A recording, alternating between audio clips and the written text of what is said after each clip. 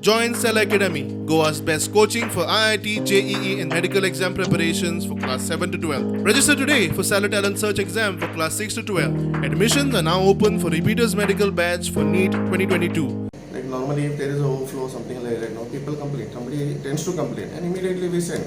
So presently there might be a choke because it was not happening earlier.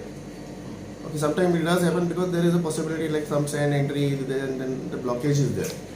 So based on that overflow is there. But you're saying like 3-4 days, but no one has told us, it is not brought to my notice also. So it should come, I'll send somebody to check it out. Okay, and that is there. But sometimes monsoon also, whatever we are having a problem down there. See, the depth of the manhole is very less. And if rainwater comes inside the lines, which is a possibility, then that manhole cannot sustain the flow. That time sometimes there are overflows on there. When it rains, that time the water enters the line. That is a possibility. And that can be checked only when it is raining. So it happened during the fag end of this rains, monsoons. But by that time the rain subsided, like I can have to check it in the next monsoon if it does happen.